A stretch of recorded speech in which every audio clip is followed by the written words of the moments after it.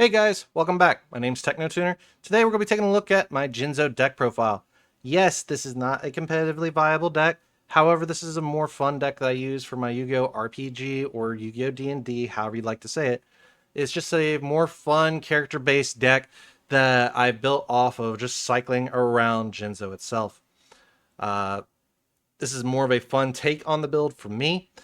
However, if you're looking at a more viable deck build or anything like that, I'll give some recommendations throughout the video on what you could cut or supply with this deck to make it a little bit better.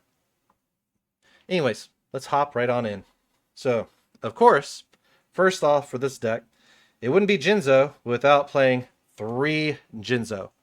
Uh, if you've ever watched anime, you know that trap cards and their effects on the field cannot be activated, negates all traps on the field.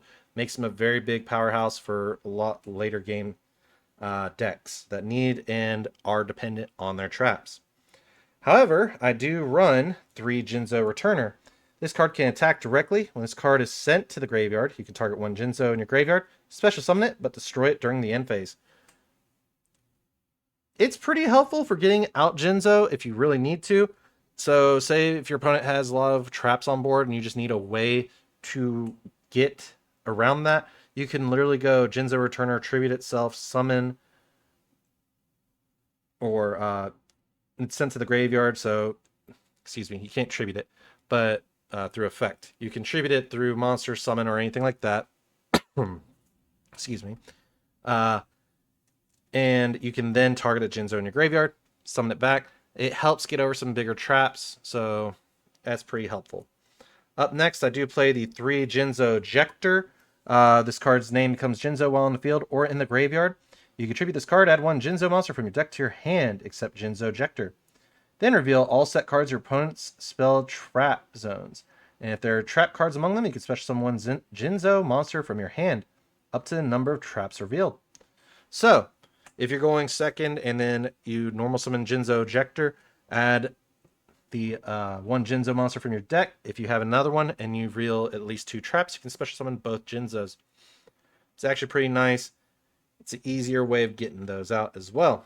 And if I do believe, it does not have to be just Jinzo. It could be Jinzo Returner, Jinzo Machine Menace, or Jinzo Lord as well. Up next for the non-Jinzo cards, I do play the Psychic Bounder. If this card is normal or special summon, you can add 1 Jinzo or 1 spell and trap card that specifically lists that card in its text. From your deck to your hand, when another monster you control is attacked by an opponent's monster, before damage calculation, you destroy both the attacking monster and this card. It's a fun little tech that you can run just to pop incoming monsters from attacking. So if you have something bigger, you can just have that block the attack and then it will destroy it. Up next, I do play the 2 Psychic Mega Cyber. If your opponent controls more spells and traps than you do, you can special summon this card from your hand.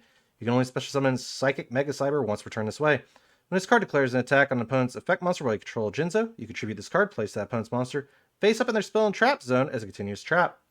So it's a great way of just kind of turning off monster effects and doing some monster removal. From here, for the bigger Jinzos, I should say, that I do play, is 2 Jinzo the Machine Menace. If a trap is face up on the field or in either graveyard, you can special summon this card from your hand, and if you do, its level becomes 6 until the end of this turn. During the main phase, you contribute this card, special summon 1 Jinzo from your hand or graveyard, then you can destroy all traps your opponent controls. If a card is set, reveal it. You can use each effect of Jinzo the Machine Menace once per turn. This is actually pretty nice for the RPG sort of thing or character build, because in certain cases you're going to run into certain characters or certain decks that run a lot of traps that are very trap dependent, and this is a great way to basically out them. Then finally, I play the 1 Jinzo Lord. Cannot be normal summoned or set. It must be special summoned from your hand by sending 1 face-up Jinzo you control to the graveyard. Negate you control to the graveyard traps, and their effects on the field cannot be activated. Negate all trap effects on the field. Once per turn, you can destroy as many face-up traps on the field as possible. And if you do, inflict 300 damage to your opponent for each card destroyed. Now, if I were to go about editing this deck. The first thing I would probably do is cut Jinzo Ejector entirely if I was wanting to make it viable or not, or just competitive, I should say. Jinzo Returner is not very good overall effect-wise. He's very great for endgame sort of idea once you've already had a Jinzo in the graveyard. If you're looking for a one-turn end swing all. He does only revive back Jinzo specifically, not a Jinzo monster, which makes it a little bit harder. Now, the thing I would replace him with is potentially 3 Ash Blossom and Joyous Spring, or 3 Effect Veiler, or 3 hand traps of your choice. The other thing I would do is probably cut Jinzo down to 2 and leave probably Jinzo Lord out. Jinzo Lord's great, but he is a level 8 summon that's only 2600 attack, which makes him a little harder to really keep on the board. In that case, you would end up having 5 slots open. That does enable at least some cards to be swapped in or out. Now, if you're wanting to go into this, we're going to go into the pure build even further with the spells. We got 3 Everlasting Alloy. If you control Jinzo, activate one of these effects. All machine monsters your opponent currently control cannot be destroyed by your opponent's card effects until the end of this turn. When a card or effect is activated that targets a machine monster you control, negate that effect. It's just a great way of keeping your Jinzo around even longer. Next, I do play 3 of the field spell, Heavy Metal Raiders. The first time each dark machine you control would be destroyed by battle, each turn it is not destroyed. And if you took battle damage from the battle, it gains that much attack after damage calc, and keeps attack while this card is on the field. Once per turn, if a monster you control that was originally a dark machine destroys a card on the field by battle or card effect, you special summon one dark machine monster from your hand. Which is pretty nice, because if it destroys a monster, you can special summon a Jinzo from your hand for free. Up next, I do play 3 Law of the Cosmos. Your opponent can set 1 trap directly from their hand or deck. Then if they did special summon 1 Jinzo from your deck, if they did not, add 1 Jinzo or 1 monster that specifically lists that card in its text from your deck to your hand. You can only activate 1 Law of the Cosmos once per turn. So it's a great way to search out your Jinzo as you need them.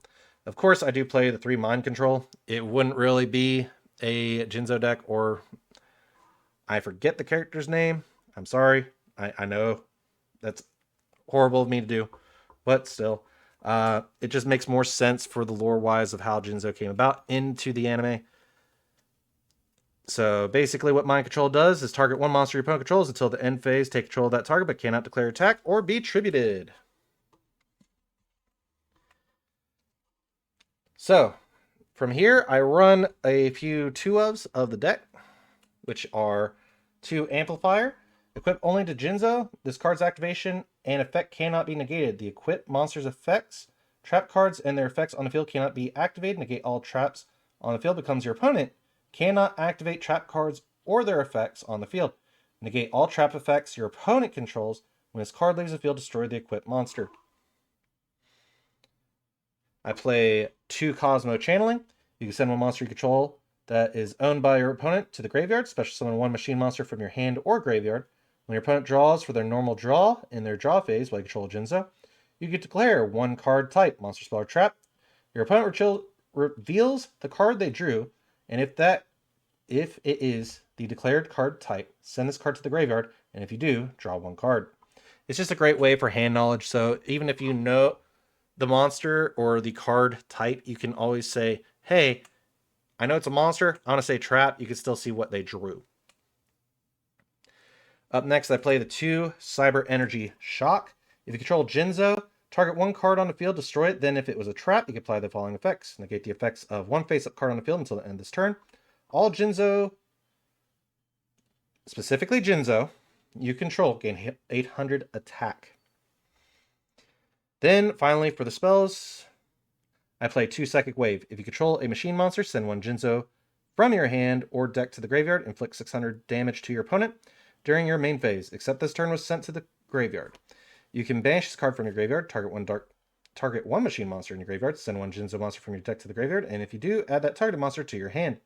You can use the effect of Psychic Wave once per turn. So, it's a great way to basically send Jinzo, get it set up for the Jinzo Ejector, play if you need to. Then finally, I have 3 traps, which are just kind of funny in general. They are 3 Psychic Shockwave. When your opponent activates a trap card, discard 1 spell or trap and special summon 1 level 6 Dark Machine monster from your deck. This does not have to be Jinzo. It could be any level 6 Dark Machine monster, just for knowledge. At some point, I can see where this card specifically can come into meta play if they ever release a level 6 Dark Machine that becomes very viable. But for Jinzo, since Jinzo is that level 6, it is a very easy way of just getting right into having him on board. It's very beneficial. All right, guys. So that is all I have for the actual Jinzo deck profile for today. I hope you all enjoyed, and I'm going to go over a few things that you can change real quick before I forget to better improve this deck outside of getting an extra deck. So for the spells that I would recommend probably cutting,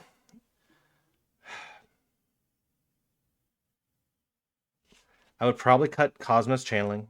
It is a decent one of if you're playing the 3 mind control, but in overall context, it is not very beneficial. It's not very helpful in the long game. Yes, you do get to draw a card, but it can also hurt you. I would probably up Cyber Energy Shock if you're going to run it at all, but the only reason why I would recommend running it at all is because it gets you the option of negating a face-up card on the field if you destroy a trap while you control a Jinzo. To me, it's too niche of a way to just really control that sort of thing. You'd be better off running Effect Veiler or something else. Next, like I said, I'd probably cut Jinzo Returner in general, and Jinzo Lord. So right there's 8 slots that are just open. The other things that I would probably do to further improve this is run a terraforming so I can get the Heavy Metal Raiders actual field spell. Probably cut down on the mind control as you're not able to tribute them. Maybe run brain control instead. But yeah, mind control is very niche unto itself. I would probably run it if I'm running an extra deck so I can use it for Xyz monsters, Xyz Fusion, Synchro, or Link, just so I can have another way of working around. That's the only reason why I would run mind control at 3.